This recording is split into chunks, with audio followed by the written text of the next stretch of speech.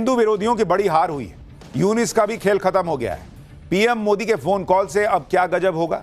बांग्लादेश के चुनाव नतीजे पर हर हिंदू की नजर थी, क्योंकि जिस तरह से वहां पर हिंदुओं पर अत्याचार हुए, जिस तरह से वहां पर कट्टरपंथियों ने उत्पात मचाया हुआ था, उसमें हिंदुओं के लिए सवाल यही था कि ये कट्टरपंथी चुनाव जीत गए तो क्या ही होगा। लेकिन ऐसा हुआ नहीं। हिंदू विरोधी कट्टरपंथियों की बड़ी हार बांग्लादेश के चुनाव में हुई। कट्टरपंथियों को शह देने वाले मोहम्मद यूनुस का भी खेल खत्म होता दिखा, क्योंकि 18 महीनों से भयंकर उथल पुथल से जूझ रहा बांग्लादेश नए बदलाव की दहलीज पर पहुंच चुका है। 17 साल के लंबे इंतजार के बाद बांग्लादेश लौटे पूर्व प्रधानमंत्री खालिदा जिया के बेटे तारिक रहमान का बांग्लादेश का नया पीएम बनना करीब करीब तय है। बस उनके शपथ ग्रहण का आधिकारिक ऐलान होना बाकी है। तारिक रहमान, जिनको आप देख रहे हैं ऐसे हाथ हिला रही है, ये तारिक रहमान खालिदा जिया के बेटे हैं। तारिक रहमान बांग्लादेश के इतिहास में करीब 35 साल बाद वो पुरुष हैं जो प्रधानमंत्री बनने वाले हैं। इसके पहले सिर्फ महिलाएं ही प्रधानमंत्री थीं। बांग्लादेश में तारिक रहमान की पार्टी बीएनपी को आम चुनावों में 2/3 सीटें मिलने को देश के लिए नई शुरुआत माना जा रहा है। चुनावों में तारिक रहमान का सीधा मुकाबला कट्टरपंथी जमाते इस्लामी के शफीकुर रहमान से था, जिनकी पार्टी को बांग्लादेश की अंतरिम सरकार के प्रमुख मोहम्मद यूनुस का भी पर्दे के पीछे से समर्थन मिल रहा था, क्योंकि पूर्व पीएम शेख हसीना की पार्टी आवामी लीग पर चुनाव से पहले ही बैन लग गया था, तो वो तो रेस में थे ही नहीं।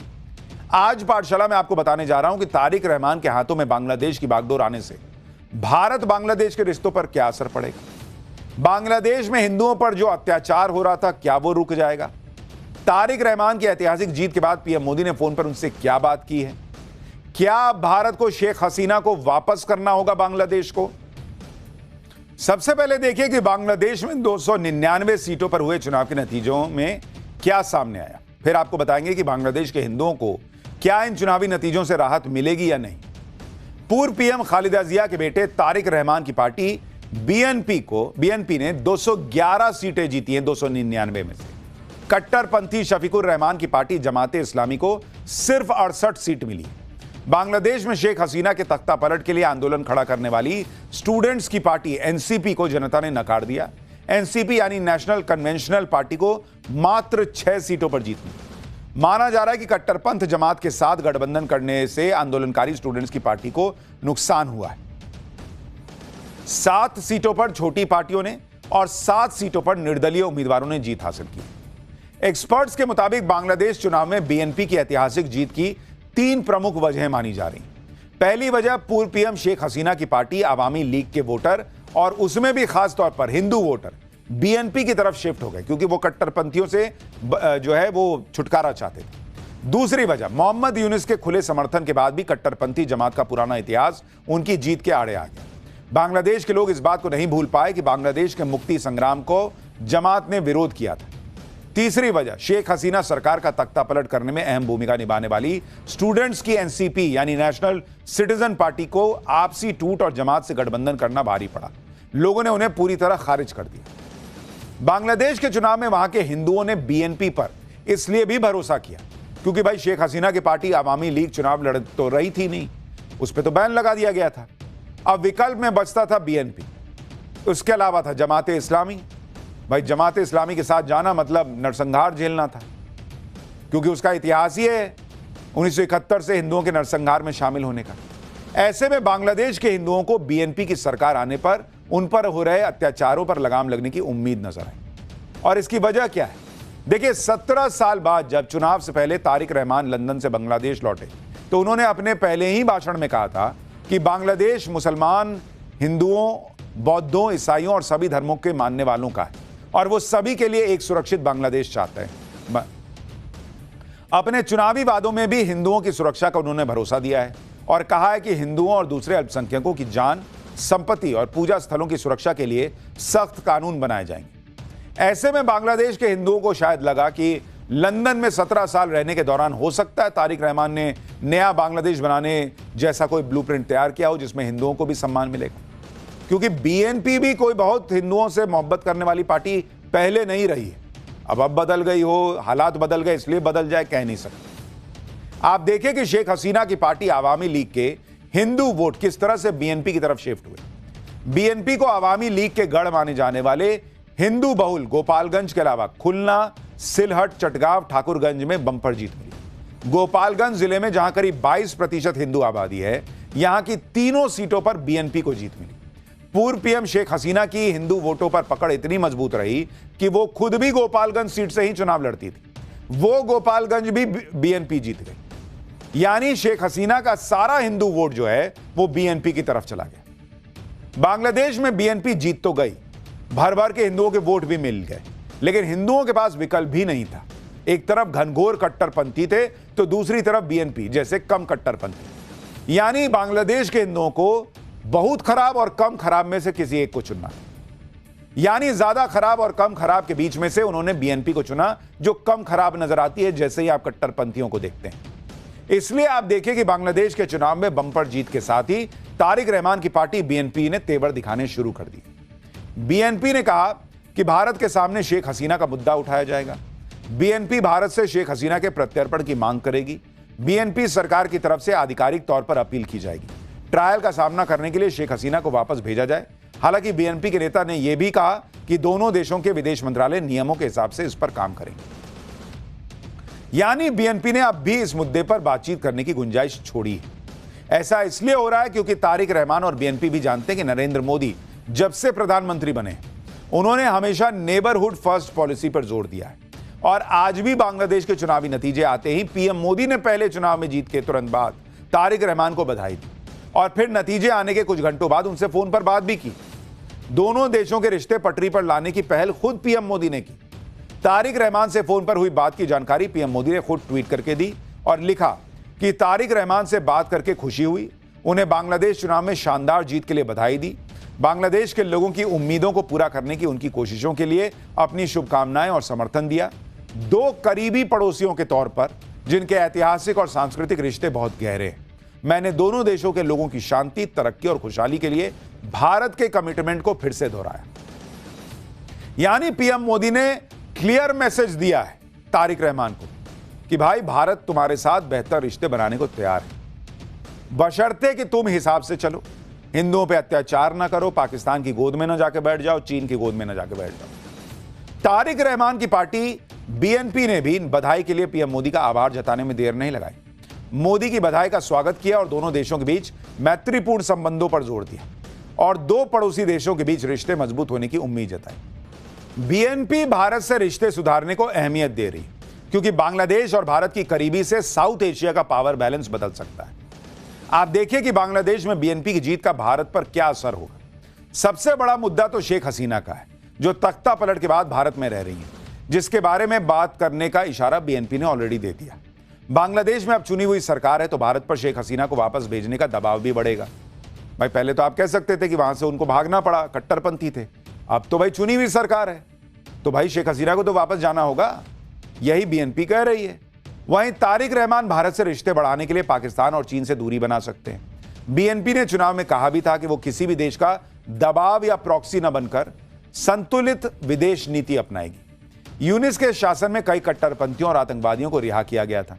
साथ ही बांग्लादेश में यूनिस के काल में आईएसआई भी एक्टिव हो चुकी थी। भारत को उम्मीद होगी कि तारिक रहमान कट्टरपंथियों और पाकिस्तानी एजेंडे से दूरी बनाएंगे। वहीं भारत के लिए बड़ा मुद्दा बांग्लादेश से होने वाली घुसपैठ भी है। भारत के लिए एक बड़ा चैलेंज यह भी है कि भारत और बांग्लादेश बॉर्डर पर कट्टरपंथी जमात ने मजबूत प्रदर्शन किया। जमात को जिन इलाकों में सफलता मिली वो ज्यादातर ग्रामीण और सीमा के पास के इलाके हैं। आप मैप देखिए बांग्लादेश का, जो भारत से लगा हुआ बॉर्डर है वहां आपको हरा हरा दिख रहा है, देख रहे हैं? यानी बॉर्डर के पास जमाते इस्लामी जीत गई है। ये ऐसे इलाके हैं जो पश्चिम बंगाल, असम और सिलीगुड़ी कॉरिडोर के करीब हैं। ये पूरा इलाका एक तरह से भारत की सीमा से जुड़ा लंबा बेल्ट है। इन इलाकों में जमात के जीतने से घुसपैठ और तस्करी के बढ़ने के आसार हैं और इसलिए यह भारत के लिए एक चुनौती है कि पूरे बांग्लादेश में तो बीएनपी जीत गई, लेकिन बॉर्डर के इलाके में यह हरा हरा जो दिख रहा है जमात इस्लामी का जीतना, यह एक तनाव वाली बात है। कट्टरपंथी जमात के पाकिस्तान से भी कनेक्शन है और ये लोग भारत विरोधी माहौल बनाते रहते हैं। ऐसे में चुनौती बड़ी है। चुनौती यह भी है कि बीएनपी जैसी पार्टी जो बांग्लादेश में सत्ता में आ गई है, उससे कैसे कट्टरपंथियों के दबाव में आने से रोका जाए, क्योंकि हिंदुओं को लेकर बीएनपी का इतिहास भी बहुत अच्छा नहीं है। करीब 25 साल पहले 2001 में जब बीएनपी ने आखिरी बार सरकार बनाई थी, उस वक्त बीएनपी ने जमाते इस्लामी से गठबंधन करके शेख हसीना की पार्टी आवामी लीग को सत्ता से दूर किया। बीएनपी और जमात की गठबंधन वाली इस सरकार के दौरान पूरे बांग्लादेश में हिंदुओं की हत्या हुई, रेप, लूटपाट, मंदिरों को नष्ट करने की घटनाएं आम हो गई थी। इंटरनेशनल एजेंसीज की रिपोर्ट में दावे किए गए थे कि साल 2001 से 2006 के दौरान हजारों अल्पसंख्यक परिवारों को हिंसा, पलायन और मौत का सामना करना पड़ा। बांग्लादेश के सुप्रीम कोर्ट की जांच में इस बात की पुष्टि हुई थी कि बीएनपी और जमात के 26,000 से ज्यादा नेता और कार्यकर्ता, जिसमें मंत्री और सांसद भी शामिल थे, वो हिंदुओं पर होने वाले अत्याचारों में शामिल थे। यानी बीएनपी ये कर चुकी है जो जमात आज कर रही है। लेकिन एक बात समझिए, 2001 से 2006 के बीच हिंदुओं पर अत्याचार करने के बाद बीएनपी सत्ता से जो गायब हुई, तो अब जाकर 20 साल बाद लौटी। उसका सूपड़ा साफ हो गया। बीच के हर चुनाव में 100 सीट भी नहीं पार कर पाई थी। इस बार बीएनपी को 2/3 मेजॉरिटी हिंदुओं की वजह से मिली है। और यह बात बीएनपी को समझनी होगी कि हिंदुओं को किनारे लगाकर उनका चुनाव जीतने में इस्तेमाल करके और फिर बाद में अगर उनको कोहनी मारने की सोच रही है, तो यह बीएनपी को आगे जाके भारी पड़ जाएगा। और इसलिए उम्मीद कर रहे हैं कि जिस तरह से बीएनपी के साथ भारत ने नए रिश्ते बनाने की शुरुआत की है, उसमें हिंदुओं के हितों की सुरक्षा होगी। और बांग्लादेश के हिंदुओं की रक्षा करने के लिए पीएम मोदी जितनी ताकत लगा सकते हैं, उतनी ताकत लगाने में कोई कसर नहीं छोड़ेंगे। फिलहाल पाठशाला में अगली क्लास। प्रधानमंत्री मोदी देश को गुलामी के प्रतीकों से आजादी दिला रहे, देश की पुरानी गौरवशाली पहचान को फिर से स्थापित कर रहे हैं। दूसरी तरफ इंडी गठबंधन को हर उस काम से परेशानी है जो पीएम मोदी देश का गौरव बढ़ाने के लिए कर रहे हैं। मोदी सरकार ने राष्ट्रगीत वंदे मातरम के 6 छंद अनिवार्य कर दिए। यानी अब वंदे मातरम जहां भी गाया जाएगा 6 छंद गाए जाएंगे। राष्ट्रगीत के सम्मान के इस फैसले से किसी को दिक्कत क्यों होनी चाहिए? लेकिन कांग्रेस से लेकर ओवैसी तक और समाजवादी पार्टी से लेकर all India Muslim personal law board तक सब इसके विरोध में आ गए। प्रधानमंत्री मोदी का विरोध करना है तो जमकर करिए, लेकिन मोदी विरोध में वंदे मातरम का विरोध हो रहा है। वंदे मातरम का विरोध करने वालों को आज यूपी के सीएम योगी आदित्यनाथ ने करारा जवाब दिया। योगी आदित्यनाथ ने उत्तर प्रदेश विधानसभा में वंदे मातरम पर विपक्ष को आड़े हाथों लिया। सीएम योगी ने कहा कि जो भी वंदे मातरम का विरोध करे, उसके कान पकड़ के उसको बाहर कर देना चाहिए। बाबर की कब्र में सजदा की इसका समर्थन करते हैं और वंदे मातरम का विरोध करते हैं। माफियाओं की कब्र में फतिया पढ़ने के लिए जाते हैं। कर रहे हैं। आपकी पार्टी के नेता सब बोल रहे हैं। संसद में भी देखो ना, सभी नेता बोल रहे हैं, कांग्रेस के भी और सपा के भी बोल रहे हैं, कह रहे हैं कि वंदे मातरम नहीं गाएंगे। पार्टी में ये लागू होना चाहिए। जैसे हम कह सकते हैं कि भारतीय जनता पार्टी के हर कार्यक्रम में वंदे मातरम का कोई अपमान नहीं कर सकता है, ऐसे कांग्रेस को भी डंके की चोट पे कहना चाहिए। और जो व्यक्ति वंदे मातरम का विरोध करता है, कान पकड़ करके उसको धक्का दे करके बाहर करना चाहिए। वंदे मातरम का जो विरोध करेगा वो वहीं जाए जहां पर उसको ये विरोध के स्वर दिखाई देते हों। हिंदुस्तान की धरती पे तो नहीं उसको रहने का कोई अधिकार मिलना चाहिए। भाई सीएम योगी आदित्यनाथ बिना लाग लपेट के बोलते हैं और इसलिए उन्होंने बोल दिया जो वंदे मातरम का विरोध कर रहा है उसका कान पकड़ो, धकिया के बाहर कर दो। योगी आदित्यनाथ ने वंदे मातरम पर विपक्ष को करारा जवाब तो दिया ही, साथ ही उन मुद्दों पर भी पलटवार किया जिसके आधार पर विपक्ष उनको घेर रहा था। प्रयागराज के माघ मेले में शंकराचार्य अविमुक्तेश्वरानंद को लेकर भयंकर विवाद हो गया था। अविमुक्तेश्वरानंद माघ मेले में स्नान के लिए अपनी पालकी पर सवार होकर जा रहे थे।